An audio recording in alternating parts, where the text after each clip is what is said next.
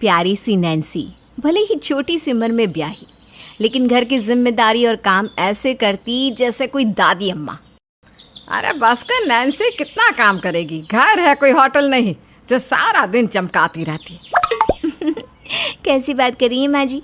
कोई आएगा तो क्या सोचेगा कि बहू कैसी है इन लोगों की? अरे कोई बोल कर तो देखे, घर से बाहर ना निकाल दूँ तो। मेरी बहू तो लाखों में एक है। दोनों सास बहू की बात नैन्सी का पति रोहन सुन रहा था। क्या बात है? वैसे माँ, मैं तो नैन्सी जैसी लड़की देख रहा था शादी के लिए।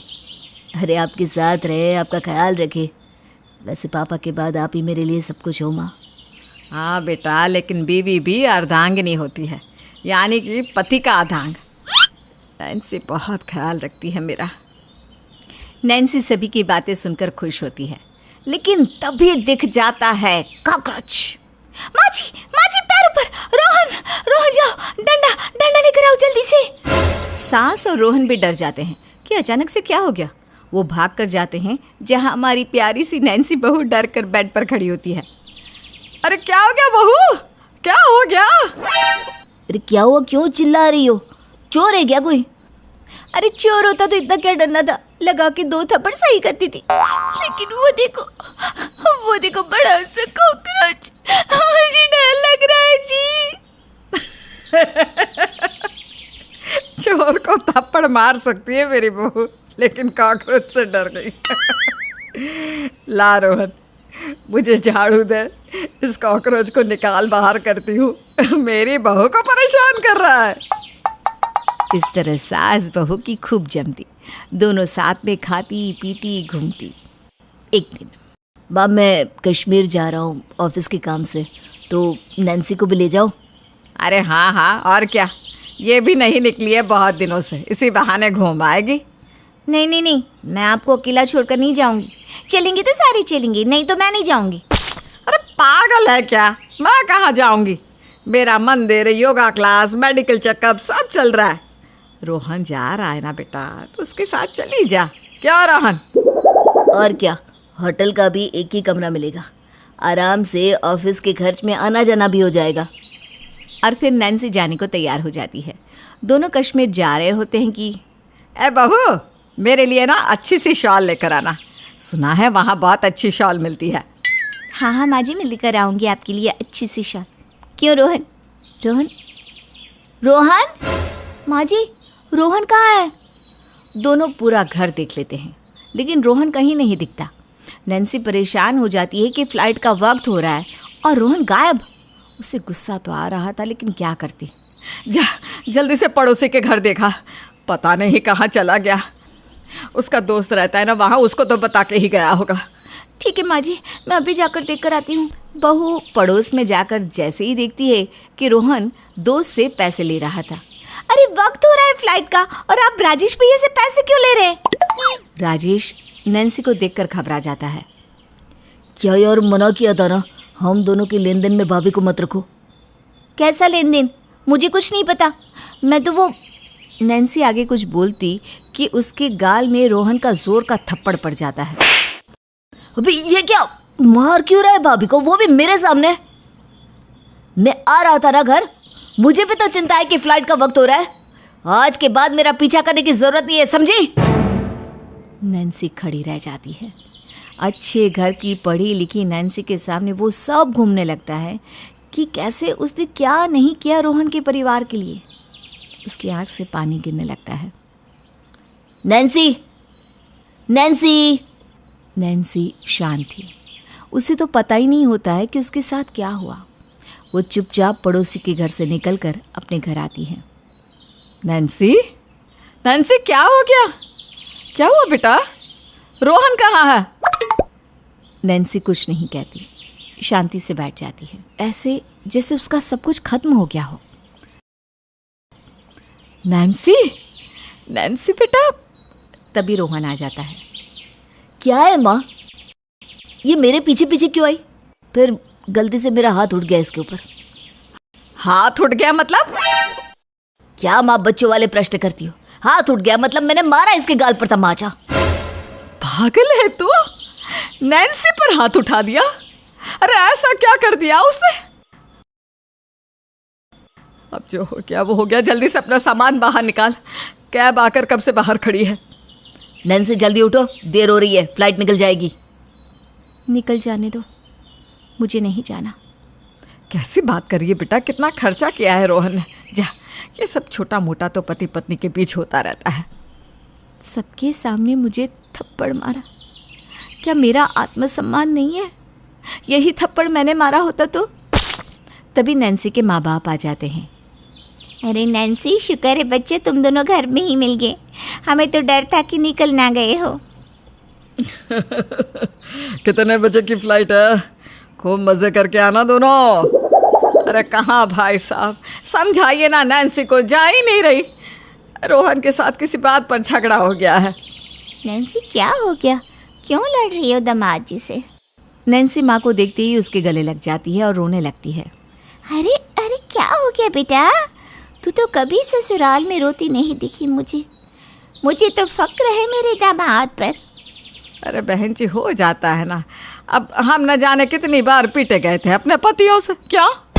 नहीं नहीं नहीं बहन जी, मैंने कभी नैन्सी की माँ पर हाथ क्या ऊंची आवाज़ में बात भी नहीं की। अरे बराबर का आत्मसम्मान है उसका। वैसे हुआ क्या है? देखा, ऐसे माँ बाप की बेटी हूँ मैं। माँ, रोहन ने मुझे सबके सामने मारा। मैं नहीं रहूँगी अब यहाँ। क्या दामाद जी, सच्ची? आप ऐसे तो नहीं लगते थे। अरे ऐसे लगते मतलब क्या? अरे वो तो गलती से मेरे बेटे से। माँ मुझे लेकर चलो, मैं नहीं रहूँगी यहाँ। कैसी बात कर रही हो नैन्सी? गलती हो गई यार, सॉरी।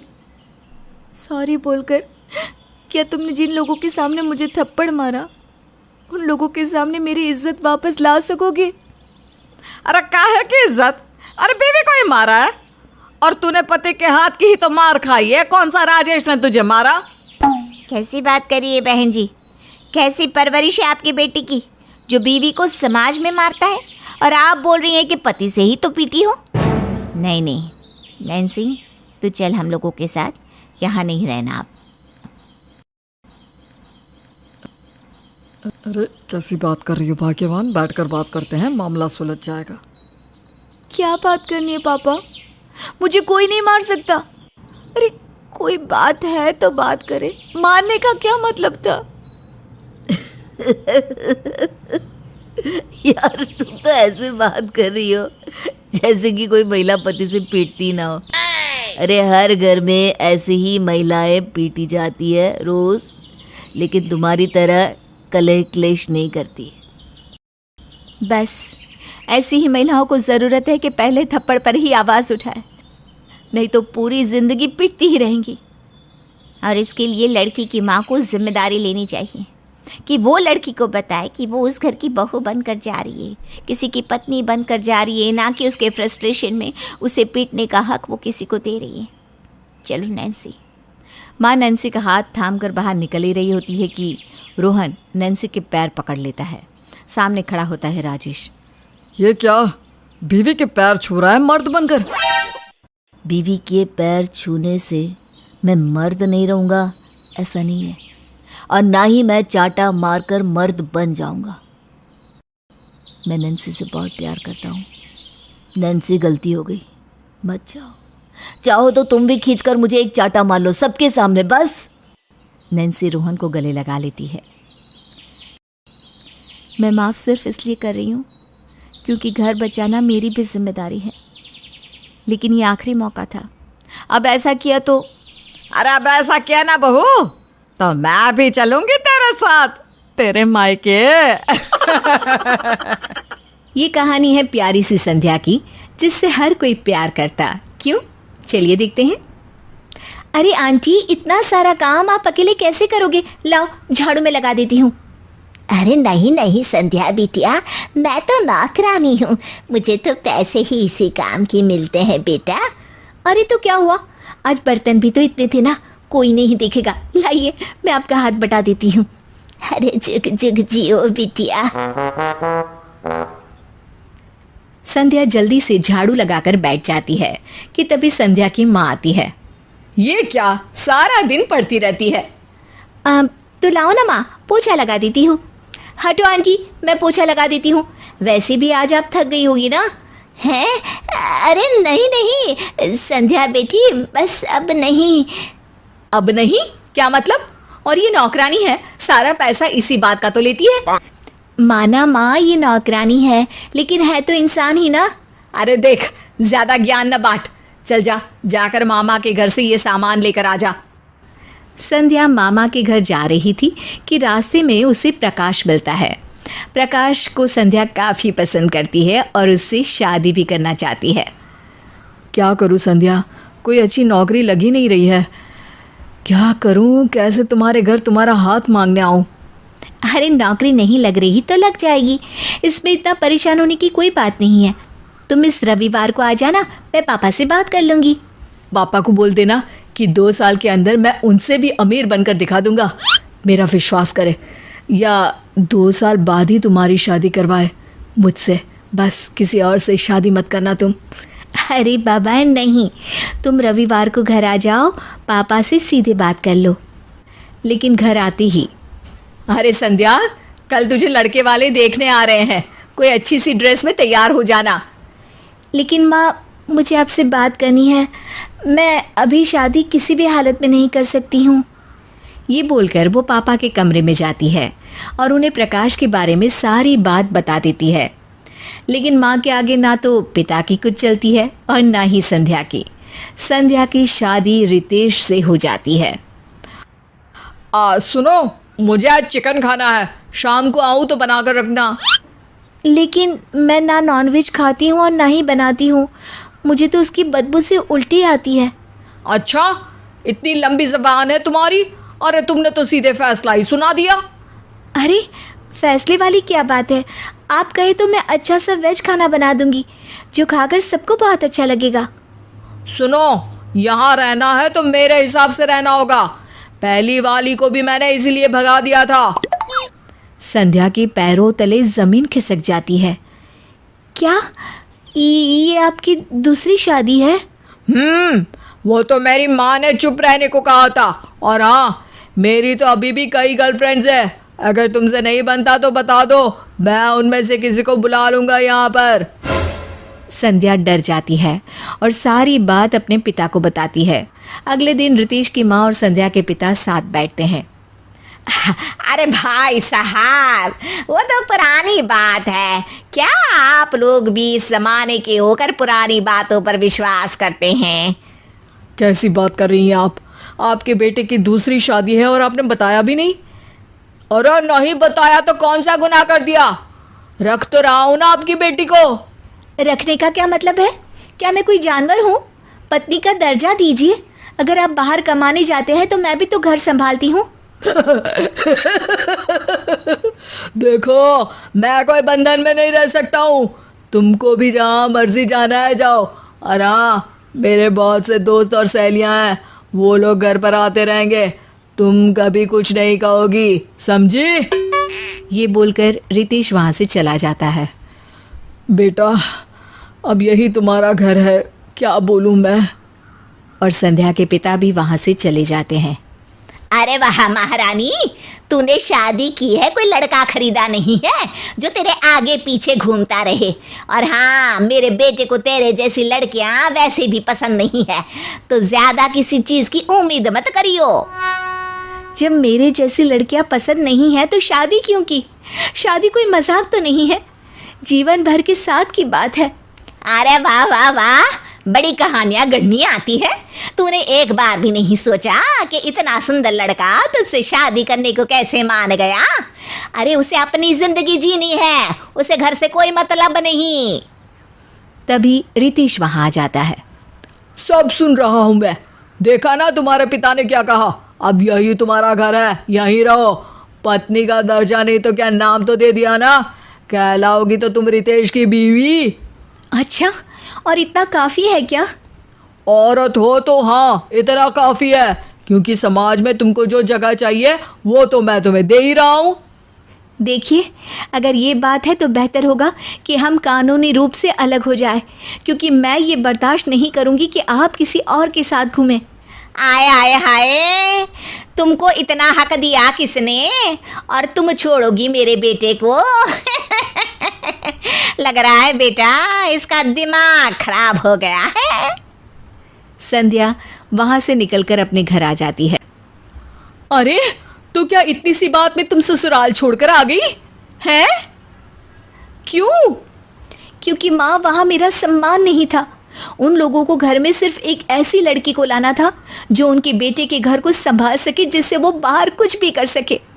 अरे तो छोड़ आई इतनी सी बात में। अब क्या बोलूं मैं सबको कि बेटी का तलाक हो गया। अरे क्या चाहिए था तुझे शादी से? देखो बेटा, ये सारी बातें फिल्मों में अच्छी लगती है, असल में ऐसा नहीं होता। मैंने उस लड़के को भी बुला लिया है जिसके बारे में तुमने मुझसे शादी के पहले बात की थी। तभी वहाँ प्रकाश भी आ जाता है। मेरे लिए शादी बहुत इम्पोर्टेंट है। संध्या से शादी करना मेरा सपना था। अगर उसकी शादी हो चुकी है तो अब मैं किसी से शादी नहीं करूँगा। पिताजी, आप प्रकाश से बात कीजिए ना। अगर वो एक तलाकशुदा से शादी करने को तैयार हो तो। अरे क्यों नहीं, और अब तो मेरी नौकरी भी लग गई है। तुमसे शादी करना मैं अपनी खुशकिस्मती समझूंगा संध्या। संगीता घर की बड़ी बहू थी, लेकिन सास की हरकत उसके लिए बिल्कुल ठीक नहीं थी। संगीता, वो मैं सोच रही हूँ नौकरानी हटा दूं। अब तो तू आ गई है, दोनों मिलकर काम कर लिया करेंगे। बबलू बेटे के कुछ पैसे ही बचेंगे ना। हाँ हाँ माँ जी, क्यों नहीं, बिल्कुल।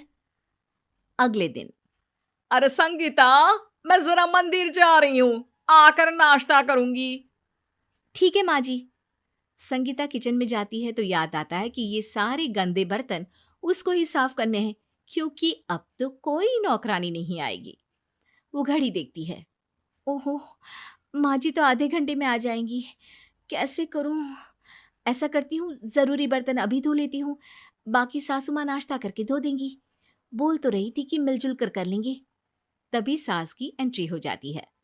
अरे बहू, बहुत भूख लग रही है, नाश्ता तैयार है ना? जी माँ जी। तभी संगीता का देवर आ जाता है। भाभी, नाश्ता दे दो ना, ऑफिस जाना है। हाँ भैया, बैठिए ना। संगीता दोनों को नाश्ता देती है कि तभी पति भी आ जाता है। संगीता, चाय बना दो। हाँ बहू, चाय तो मैं भी पी लूंगी। बेचारी बहू भाग भाग कर कभी चाय बनाती है तो कभी नाश्ता। माँ जी, मैं नहाने जा रही हूँ, नहाकर पूजा करके ही कुछ खा पाऊंगी। देर हो रही है, भूख भी लग रही है, किचन संभाल दीजिएगा। वाह, यही सिखाया है तेरी माँ ने कि सास को ऑर्डर दे हैं? अरे साफ साफ सुन ले, काम तुझे ही करना है घर का। संगीता बेचारी क्या करती, चुपचाप किचन में जाकर पूरा काम निपटाकर नहा धोकर तैयार होकर किचन में कुछ खाने जाती ही है कि सास की आवाज आ जाती है। अरे खाना क्या तेरे मायके से आ रहा है? संगीता चुपचाप दिन का खाना बनाने में लग जाती है, लेकिन सास का सितम संगीता पर जारी ही रहता है। एक दिन, सुनिए ना, मैं सारा सारा दिन काम करके थक जाती हूँ। सासू माँ ने शुरू में कहा था कि नौकरानी हटा दो, मैं साथ में मदद करूंगी, लेकिन अब तो वो खाट को छोड़ती ही नहीं है। आप किसी तरह घर में नौकरानी रखवा लीजिए ना। बबलू बीवी को आश्वासन देता है कि वो उसके लिए घर में नौकरानी रखवा देगा, लेकिन अगले दिन जब नौकरानी घर आती है तब सास, किसने बुलाया तुझे यहाँ? किसने क्या? बहू ने बुलाया है काम करने के लिए। बेचारी क्या क्या करेगी अकेले। कैसी फूल सी आई थी भूरिया, लेकिन तुमने तो इसकी हालत ही खराब कर दी है। सास को नौकरानी की बात पर गुस्सा आ जाता है। वो जोर जोर से चिल्लाती है। अरे कौन इस बदतमीज नौकरानी को घर के अंदर लेकर आया? अभी निकालो इसे घर से, वरना। हाँ हाँ, मैं अभी भगाती हूँ। बहू रानी, इतना भी ना दब इस जालिम से। हाँ, निकालो इसे। सास का पारा 7वें आसमान में होता है। रात को जब बबलू ऑफिस से घर आता है, माँ, ये एक रिश्ता छोटे भाई डब्बू के लिए आया है। लड़की का नाम सीमा है, बहुत होशियार और समझदार है। सास संगीता की तरफ देखती है। हाँ हाँ, करवा दे शादी। इस बेवकूफ के बस की नहीं, अब घर देखना। छोटी आएगी तब इसकी अकल ठिकाने लगाएगी। संगीता कुछ नहीं कहती। लेकिन सास के दिमाग में नई खुराफात घर कर लेती है। अगली सुबह, हाय रे, जल गई। इस संगीता ने तो मुझे जान से मारने की साजिश कर डाली। अरे क्या हुआ माँ? क्या हुआ माँ जी? अरे माँ जी की बच्ची, नहाने का पानी इतना गर्म था कि मैं जल ही गई। लेकिन मैंने तो पानी गर्म किया ही नहीं। अरे झूठ बोलने में तो तू कमाल की है। वैसे भी अगले महीने डब्बू की शादी होते ही तुम दोनों अपना ठिकाना कहीं और ढूंढ लेना। मैं नहीं चाहती कि मेरी नई बहू को तुम भड़का दो। अरे ये क्या बोल रही हो माँ? हम कहाँ जाएंगे? अरे जहां मर्जी जाओ। और बहू सुन, जाकर जरा गर्मा गर्म कचौड़ी बनाकर ला और अदरक वाली चाय भी मेरे लिए लेकर आना साथ में। संगीता चुपचाप सास की हर डिमांड को पूरा करती।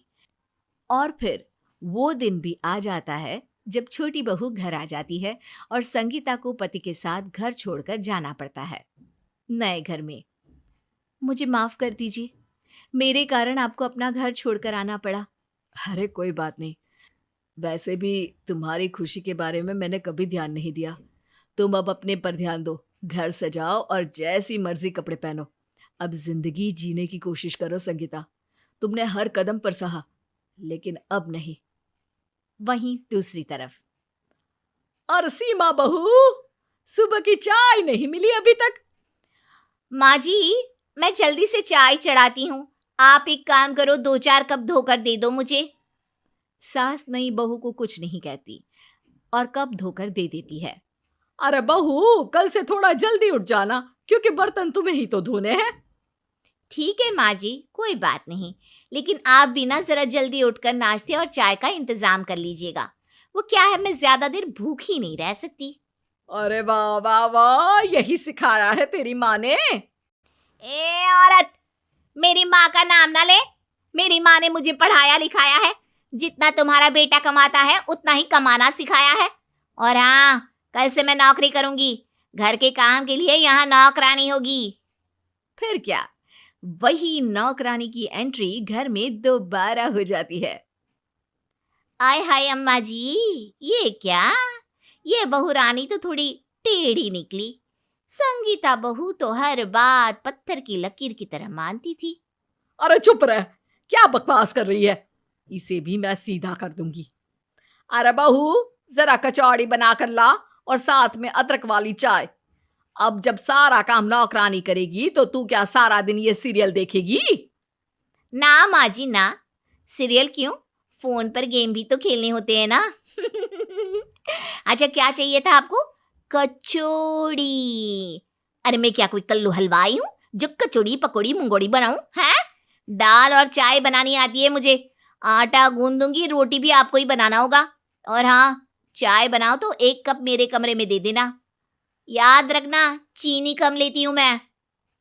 सास मुंह नीचे करके किचन में जाती है तो सामने संगीता खड़ी दिखती है। सास की आंखों में पानी भर जाता है। संगीता बेटा, अच्छा हुआ तू आ गई।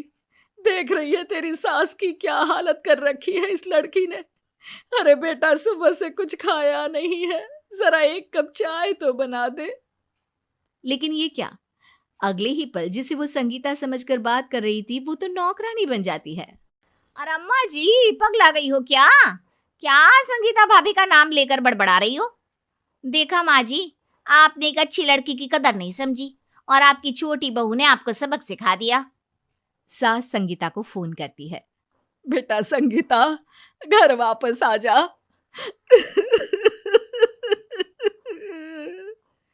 अरे माँ जी, आप रो क्यों रही हैं? मैं शाम को इनसे बात करती हूँ और हम लोग कल से आपके पास ही रहेंगे। लेकिन बबलू घर वापस जाने से इनकार कर देता है। नहीं, मैं अब तुम्हें और परेशान होता नहीं देख सकता। पहले तो तुम्हें सिर्फ माँ का करना पड़ता था, लेकिन अब तो छोटी देवरानी का भी करना पड़ेगा। मैं घर वापस कभी नहीं जाऊंगा।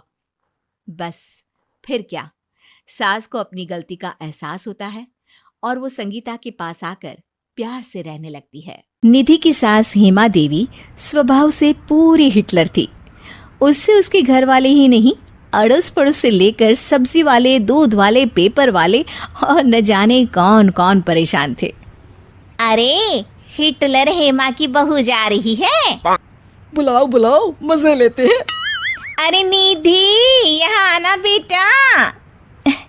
नमस्ते आंटी, कैसे हैं आप लोग? बेटा हम तो ठीक हैं, तेरी तो नई नई शादी है, सब ठीक है ना घर में? हाँ सब ठीक है। क्यों, क्या हुआ? लग रहा है हेमा हिटलर का हंटर अभी निकला नहीं है। ये क्या बात कर रहे हैं आप लोग? अरे बेटी, तेरी सास तो हिटलर है, हिटलर। हर बात पर परेशान करती है। बहू अपना ख्याल रखना, और किसी भी तरह की कोई भी जरूरत हो ना तो आ जाना बिना संकोच के। निधि को पड़ोसियों की बात समझ में नहीं आती। वो जैसे ही घर का दरवाजा खोलती है, सामने हेमा बैठी होती है। कहाँ गई थी? हैं? पूछती हूँ कहाँ गई थी? पेस्ट लेने दुकान तक गई थी माँ जी। सुबह से मंजन नहीं किया, मुंह से बदबू आ रही है, सुन के देखिए। और वो सीधे सास के मुंह में आ कर देती है। सास को उल्टी आने लगती है। अरे छी छी छी छी। इतना कहकर वो वहां से चली जाती है। दोपहर को खाने के टेबल पर, अरे ये क्या बनाया है? पनीर? छी छी छी छी, कौन पनीर खाता है? मैं तो नहीं खाऊंगी घटिया पनीर। मुझे तो मटर खाना है, मटर। जाओ मटर बना कर लाओ। खाने की चीज को छी नहीं बोलते माँ जी, कईयों को तो ये भी नसीब में नहीं होता। हाँ हाँ, ज्ञान जरा कम बांटो, लेकिन ये छी पनीर यहाँ से लेकर जाओ, नहीं तो। अच्छा, नहीं तो क्या? रुकिए, आपको क्या मैं ही बता देती हूँ। ऐसा कहकर बहू पनीर की सब्जी लेकर बाहर जाती है और एक भिखारी को सारी सब्जी दे देती है। कहाँ गई थी? माँ जी, हम सब ने तो सब्जी खा ली थी, लेकिन आपके हिस्से की सब्जी मैंने भिखारी को दे दी। बहुत सारी दुआएं दी उन्होंने मुझे। ये बोलकर बहू वहां से चली जाती है। सास का पारा 7वें आसमान में पहुंच जाता है। वो अब किसी भी तरह निधि को नीचा दिखाने की कोशिश करने लगती है। एक दिन सास फ्रिज खोलकर कहती है, अरे छी छी छी छी, कितना गंदा फ्रिज पड़ा है। कुछ कद्र नहीं है घर में किसी को। निधि बहू, जरा यहाँ आओ। क्या हुआ? मैं खाना बना रही हूँ, इनके ऑफिस जाने का वक्त है। अरे फ्रिज कितना गंदा है, मैं तो इसमें रखी एक चीज ना खाऊं। इसे तुरंत साफ करो, अभी के अभी। माँ जी, मैं खाना बनाकर फ्रिज साफ कर दूंगी। नहीं, अभी मतलब अभी। फ्रिज साफ होना चाहिए। निधि का पति शोर सुनकर वहां आ जाता है। क्या हो रहा है यहाँ? और निधि, आज खाना देने का विचार नहीं है क्या? देख रहा है बेटा, फ्रिज को पूरा कूड़ा घर बना रखा है इस लड़की ने। माँ, मैंने कहा ना कि खाना बनाकर फ्रिज साफ कर दूंगी, लेकिन आप मान ही नहीं रही। अगर मैं फ्रिज साफ करने जाऊं तो इन्हें ऑफिस के लिए खाना नहीं दे पाऊंगी ना। नहीं नहीं, पहले तुम खाना बना लो, सारा दिन पड़ा है फ्रिज कूलर साफ करने के लिए। ये कहकर पति और निधि वहां से चले जाते हैं। अब सास को इतना गुस्सा आता है कि वो अपने आप पर काबू नहीं कर पाती है। मेरी बात टालने की इसकी हिम्मत कैसे हुई? आज तक किसी ने मेरी कोई बात नहीं टाली। अब तो मैं इसे ऐसा मजा चखाऊंगी कि ये जिंदगी भर याद रखेगी। सास सीढ़ियों में ग्रीस गिरा देती है कि जब बहू नीचे उतरे तो उसका पैर फिसल जाए और उसकी हड्डियां टूट जाए। सास नीचे खड़ी होकर बहू का इंतजार करती है कि तभी दरवाजे की बेल बजती है। सास दरवाजा खोलने जैसे ही जाती है, जोर से किसी के गिरने की आवाज आती है। मजा आ गया, अब आया ऊंट पहाड़ के नीचे। लेकिन ये आवाज तो बेटे जैसी थी। अरे मर गया मैं, हे भगवान, मेरी हड्डी। अब मैं क्या करूं? मुझसे तो उठा भी नहीं जा रहा। हाय रे हाय, मेरे बेटे को क्या हो गया? अरे कहाँ गई वो कलमुही? मैंने तो उसके लिए सीढ़ियों में ग्रीस डाला था। आए मेरा बेटा गिर गया। माँ, ये क्या मजाक है? अच्छा हुआ कि मैं गिरा। निधि तो इतनी ऊपर से गिरना बर्दाश्त भी न कर पाती, और खुदा ना खास्ता उससे कुछ हो जाता तो पुलिस तुम्हें पकड़कर ले जाती। तभी वहां निधि आ जाती है। ओहो, ये बहस का वक्त नहीं है, चलिए मैं आपको आपके कमरे तक ले चलती हूँ। माँ जी बुजुर्ग है, वो नहीं उठा पाएंगी। निधि पति को लेकर उसे कमरे तक लेती हुई जाती है और मुड़कर सास की तरफ देखती है। अरे सासू माँ, दिन का खाना अब आप ही बनाइए। मैं इनके ठीक होने तक सिर्फ इन्हीं का ख्याल रख पाऊंगी। दोनों के जाने के बाद हाय रे हाय, यहाँ तो लेने के देने पड़ गए। अच्छा खासा आराम की जिंदगी चल रही थी, मेरे गुस्से और स्वार्थ ने सारा काम खराब कर दिया।